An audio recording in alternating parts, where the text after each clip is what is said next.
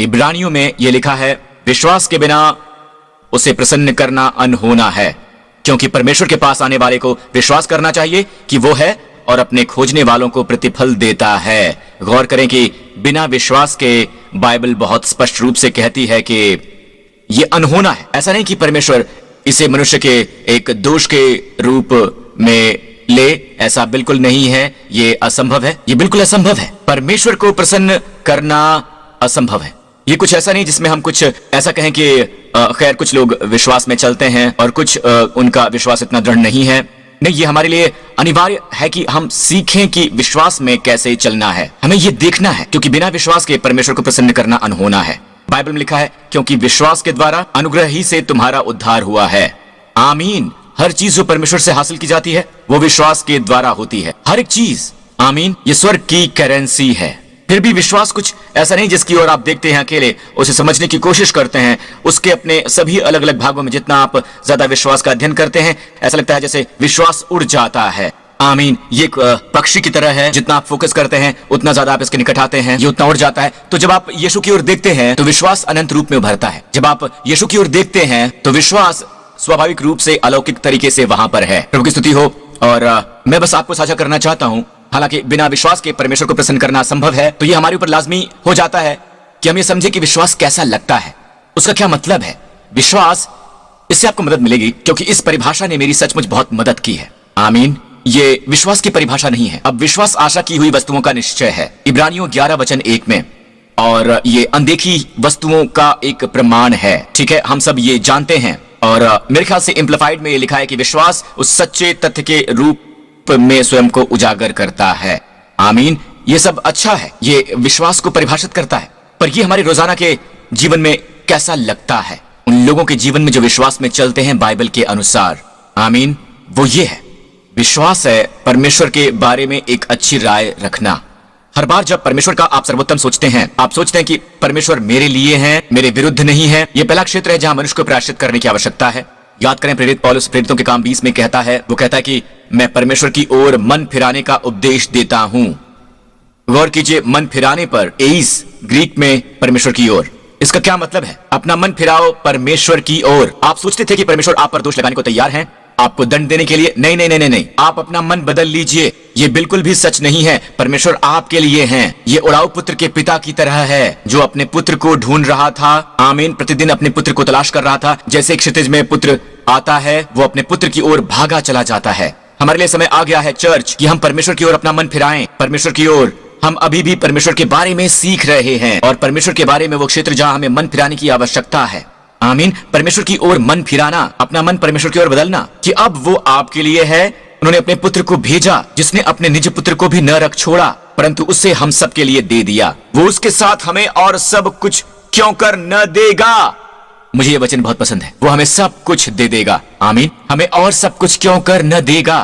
क्यों ना देगा? तो परमेश्वर आपके लिए है, वो आपके विरुद्ध नहीं है। हालेलुया। हमें मन फिराने की आवश्यकता है, हमें उसके बारे में अच्छी राय रखनी होगी। वो कहते हैं कि मुझ पर भरोसा करो, आपके सामने कुछ प्रकट नहीं कर रहे हैं। हमेशा उनके हृदय में आपके सर्वोत्तम हित की ही बात है, आपकी सबसे भलाई उनके हृदय में ही है। आमीन। वो आपको यीशु मसीह की छवि में ढालने के लिए तैयार हैं। कई बार शायद हमारे जीवनों में कुछ बातें हों जिन्हें शायद आप समझ ना पाएं, पर हमेशा परमेश्वर में अपना भरोसा कायम रखें। विश्वास क्या है? परमेश्वर के बारे में अच्छी राय रखना।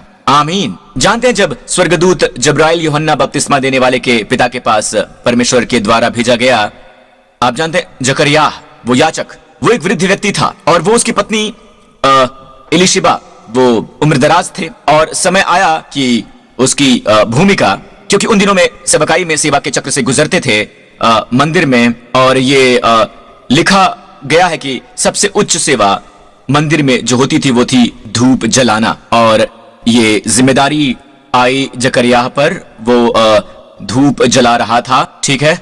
आमीन। और इस समय ही स्वर्गदूत जब्राइल धूप के बेदी के दाईं ओर प्रकट हुआ। ठीक है। और जब्राइल ने उससे ये कहा, और जकरिया देखकर घबराया और उस पर बड़ा भय छा गया। परंतु स्वर्गदूत ने उससे कहा, हे जकरिया, भयभीत ना हो, क्योंकि तेरी प्रार्थना सुन ली गई है, और तेरी पत्नी एलीशिबा से तेरे लिए एक पुत्र उत्पन्न होगा, और तू उसका नाम यूहन्ना रखना, और तुझे आनंद और हर्ष होगा, क्योंकि वो प्रभु के सामने महान होगा। आमीन। अब ये था जो स्वर्गदूत ने कहा। क्या ये अच्छी खबर है? अच्छी खबर है। पर गौर करें कि जकरिया कैसी प्रतिक्रिया करता है। वो स्वर्गदूत से पूछता है, ये मैं कैसे जानूं? मैं ये कैसे जानूं, क्योंकि मैं तो बूढ़ा हूं और मेरी पत्नी भी बूढ़ी हो गई है। जानते हो उसने क्या कहा? मैं कैसे जानूं तुम जो कह रहे हो वो सच है? कैसे यकीन करूं इस बात पर? और यही एनएलटी में लिखा हुआ है। इसमें लिखा है, मैं इसका यकीन कैसे कर लूं कि ये होगा? उसने ये स्वर्गदूत जिब्राइल से कहा, मैं कैसे जान लूं कि तुम जो कह रहे हो वो सच है? अब आप परमेश्वर के स्वर्गदूत से ऐसा नहीं कहते हैं कि मैं कैसे जानूं कि तुम जो कह रहे हो वो सच है। वो कहता है, मैं एक बूढ़ा आदमी हूं। वो कहता है कि वैसे ही इब्राहिम भी था, है कि नहीं?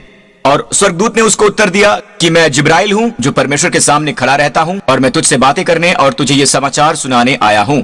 असल में ये अद्भुत है कि बहुत सी विश्वास की कहानियां जो मैंने पढ़ी हैं, ये असल में परमेश्वर हैं जो शुभ संदेश, खुशखबरी का समाचार ला रहे हैं। खुशखबरी, और फिर भी आज वो जो शुभ संदेश का प्रचार करते हैं उन्हें झूठे भविष्यवक्ताओं के रूप में देखा जाता है। वो एक कल्ट हैं, वो ऐसे हैं, वो ऐसे हैं। पर असल में ये सभी संदेश, अभी इस समय भी ये संदेश एक खुशखबरी है एक बूढ़े दंपत्ति के लिए जिनका कोई बच्चा नहीं हुआ था अपने वृद्ध अवस्था में। आमीन। और इस समय भी दुगने बांझ हैं। जी हाँ, वो दुगने बांझ हैं। तो और कितना होगा? परमेश्वर खुशखबरी लेकर आते हैं। हमारी प्रतिक्रिया होनी चाहिए, धन्यवाद प्रभु, है कि नहीं? पर नहीं, बहुत से लोगों में प्रतिक्रिया हमेशा होती है बुरी राय रखना, ठीक है, और ये कि मैं कैसे जानूं, मैं इसमें यकीन कैसे कर लूं, ठीक है। और स्वर्गदूत कहता है, मैं जिब्राइल हूं जो परमेश्वर के सामने खड़ा रहता हूं और मैं तुझसे बातें करने और तुझे ये सुसमाचार सुनाने को भेजा गया हूं। और देख, जिस दिन तक ये बातें पूरी ना हो उस दिन तक तू मौन रहेगा और बोल न सकेगा, इसलिए कि तूने मेरी बातों को जो अपने समय पर पूरी होंगी प्रतीति न की। क्योंकि तूने विश्वास नहीं किया तो गूंगा हो जाएगा। अब इसमें परमेश्वर की बुद्धिमत्ता है, क्योंकि अगर पत्नी गर्भवती है, ठीक है, और वो हमेशा अविश्वास की बात कर रहा है, वो असल में जो परमेश्वर कर रहे हैं उसे बिगाड़ सकता है। तुम्हारे वचन में एक सामर्थ्य होती है। जीव के वश में मृत्यु और जीवन दोनों ही होते हैं। तो जब यहोशू ने यरीहो के लोगों को शहर पनाह के गिर्द घुमाया तो उसने उन सबको चुप रहने को कहा। उसने कहा कि कोई भी कुछ भी नहीं बोलेगा, तपती धूप के नीचे या जहां कहीं भी हो। परमेश्वर कहते हैं कि बस इसके गिर्द जाओ और खामोश रहो। उन्होंने ये सबक बहुत पहले सीख लिया था।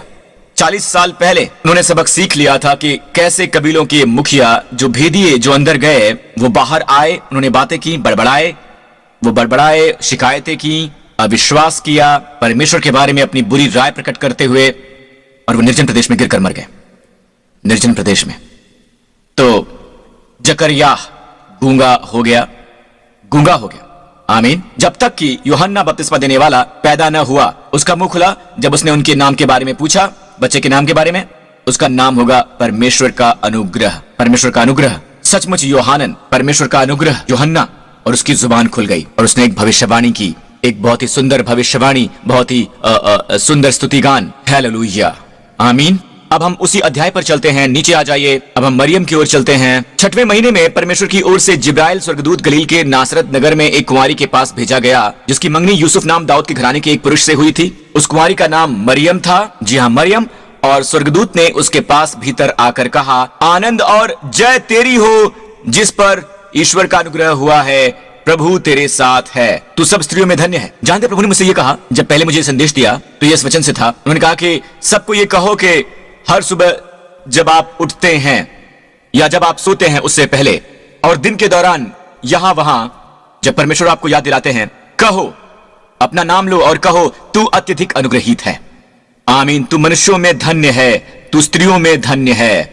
ये कहो, आमीन। जानते हैं क्यों? ये शब्द अत्यनुग्रहित वही शब्द है जो हम सब के लिए इस्तेमाल किया गया है इफिसियों 1 में। अत्यधिक अनुग्रहित ग्रीक में करीटू, कि उसके उस अनुग्रह की महिमा की स्तुति हो जिसे उसने हमें उस प्यारे में सेत में दिया। वही ग्रीक शब्द सेत मेत में, वही ग्रीक शब्द प्यारे में, वो है यीशु। आमीन। परमेश्वर ने हमें अत्यधिक अनुग्रहित किया है, उस प्यारे में अत्यधिक अनुग्रहित है वो प्यारा। पूरे नए नियम में केवल 2 बार इस्तेमाल किया गया है मरियम के लिए, उस पूरे नए नियम में मरियम के लिए और हम सब के लिए यहां इस वचन में इफिसियों में। आमीन।